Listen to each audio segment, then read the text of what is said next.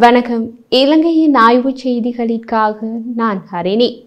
இலங்கையில் தமிழர் பகுதிகளில் இம்முறை உள்ளூராட்சி தேர்தல் மேலும் சில அரசியல் மாற்றங்களை அல்லது திருப்பங்களை ஏற்படுத்தலாம் என்பதை தமிழ் அரசியல்வாதிகள் உணர்ந்துள்ளார்கள். அதுவும் முக்கியமாக யாழ்ப்பாணம் தேர்தல் மாவட்டத்தில் இந்த மாற்றம் பெரிதாக தெரிய போகிறது. அதற்கு அடுத்ததாக மாகாண சபை தேர்தல் வரப்போகிறது. அதில் ஜெயிக்கும் தரப்பின் தலைவர் வடக்கு மாகாணத்தின் முதலமைச்சர் ஆவார். அதில் அர்ச்சுனா எம்பிக்கு ஒரு வெற்றி வாய்ப்பு உள்ளது. அவரும் தமது திட்டம் அதுதான் என்று கூறியுள்ளார்.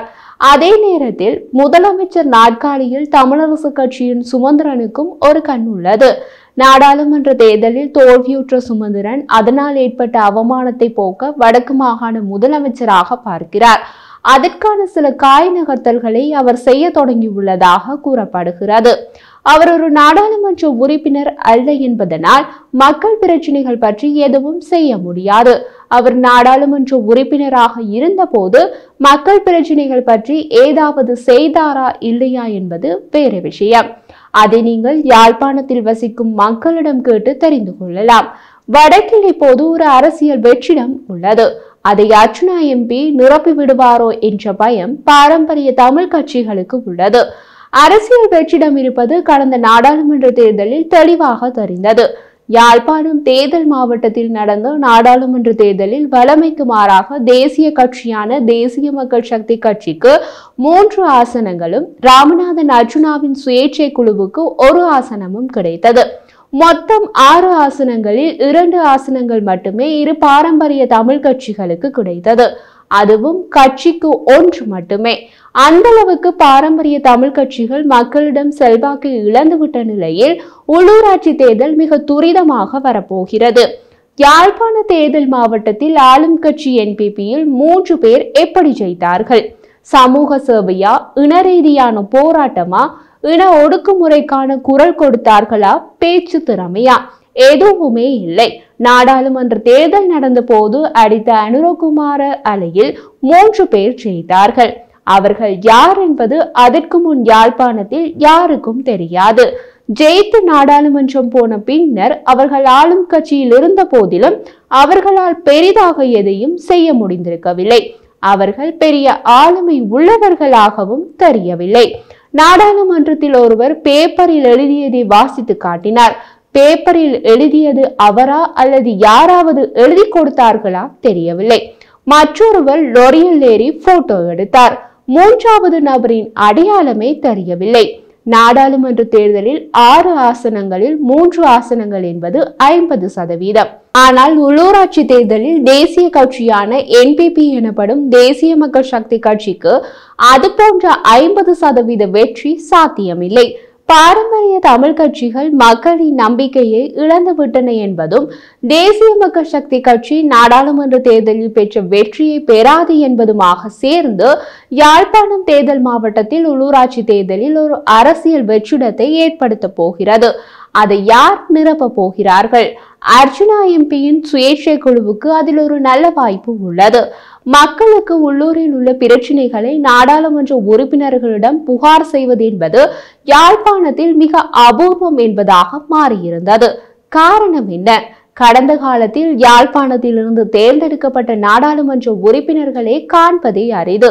அவர்களை வலைவீசி தேடி பிடித்து ஒரு மனுவை கொடுத்தாலும் அதை அவர்கள் நாடாளுமன்றத்தில் பேசும் அளவுக்கு பெரிய வல்லமை இருந்ததில்லை.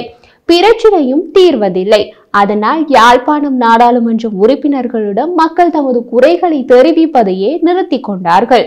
அர்ச்சுனா எம்பி கிடைத்த சந்தர்ப்பத்தில் மக்கள் குறைகள் பற்றி பேசுகிறார் என்பதால் இப்போது அவரிடம் மக்கள் தமது குறைகளை தெரிவிக்க தொடங்கியுள்ளார்கள்.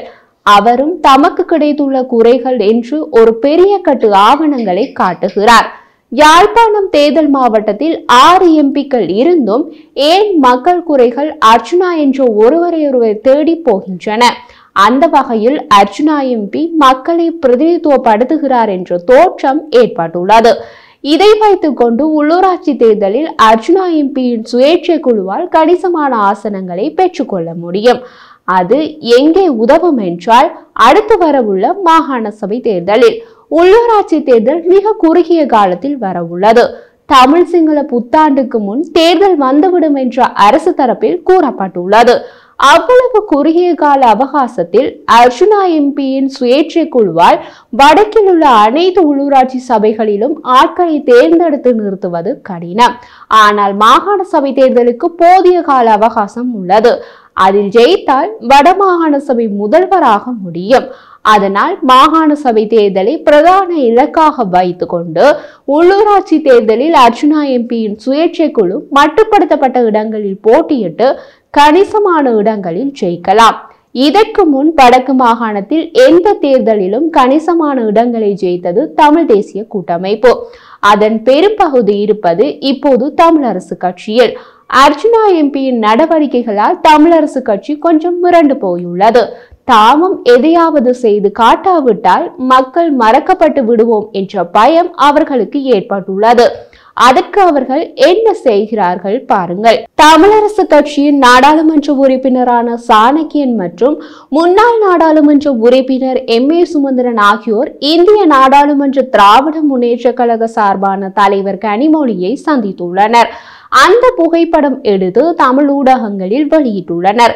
இதேவேளை மறுபக்கத்தில் சென்னை நந்தம்பாக்கத்தில் தமிழக முதலமைச்சர் MK ஸ்டாலின் தலைமையில் நடைபெறவுள்ள அயலக தமிழர் தின விழாவில் சிறப்பு விருந்தினராக கலந்து கொள்வதற்காக இலங்கை தமிழரசு கட்சியின் நாடாளுமன்ற உறுப்பினர் சிவஞானம் ஸ்ரீதரன் இந்தியா சென்றுள்ளார். இது அவர்களது வளமையான பாணி அரசியல்.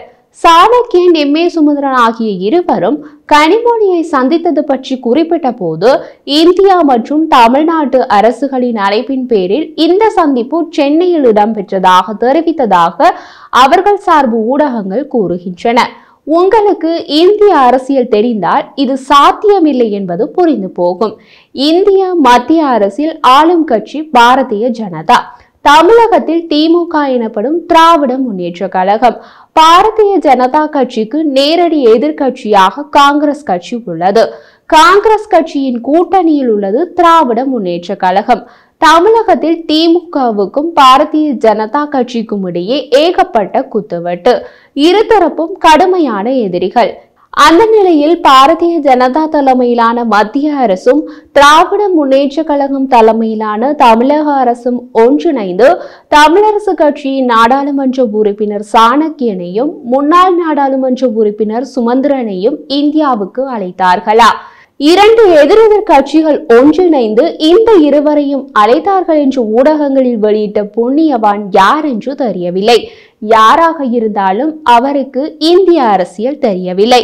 அப்படி அழைக்கும் அளவுக்கு சாணக்கியனுக்கும் சுமந்திரனுக்கும் அப்படி என்ன முக்கியத்துவம் உள்ளது?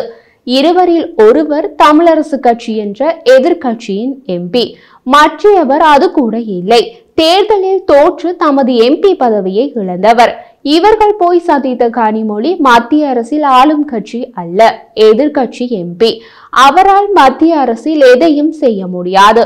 சாணக்கியனும் சுமந்திரனும் இலங்கை அரசில் எதையும் செய்ய முடியாது. சுமந்திரன் இலங்கை நாடாளுமன்றம் போவதென்றால் ஒரு பார்வையாளராகத்தான் போக முடியும். தமிழக அரசியலில் முதல்வர் ஸ்டாலின் மகன் உதயநிதி ஸ்டாலினுக்கும் அவரது அத்தை கனிமொழிக்கும் இடையே இப்போது சில அரசியல் இழுபறிகள் உள்ளன. கனிமொழி தூத்துக்குடியில் அரசியல் செய்கிறார். உதயநிதி ஸ்டாலின் தமிழகம் முழுவதும் அரசியல் செய்கிறார். தூத்துக்குடியில் இருவரும் மோதிக்கொள்கிறார்கள். ஒரே கட்சி, ஒரே குடும்பம், ஆனால் இடையே முருகல். தமிழரசு கட்சியின் MP ஸ்ரீதரன் ஸ்டாலின் தலைமையில் நடக்கும் விழாவில் கலந்து கொள்கிறார் என்றால் அதே தமிழரசு கட்சியின் மற்றொரு MP சாணக்கியன் சந்திக்க விரும்பினால் கனிமொழி ஆனந்தமாக சம்மதிப்பார். சாணக்கியரோடு இலவச இணைப்பாக சுமந்திரனும் போகலாம். அவ்வளவுதான் இதில் உள்ள விளையாட்டு. இவர்கள் கனிமொழியை சந்தித்து இலங்கை தமிழர் பிரச்சினை பற்றி பேசுகிறார்கள் என்று போட்டோ எடுத்து போட்டு பிலிம் காட்டுகிறார்கள்.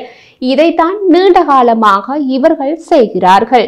அதை மக்கள் புரிந்து கொள்ள தொடங்கியதன் அறிகுறிதான் யாழ்ப்பாணத்தில் தமிழரசு கட்சிக்கு கிடைத்த ஒரே ஒரு ஆசனம். அர்ஜுனா MP சரியானபடி காய் நகர்த்தினால் சுமந்திரன் முதலமைச்சராவதையும் தடுக்கலாம், தாமே முதலமைச்சராகவும் ஆகலாம்.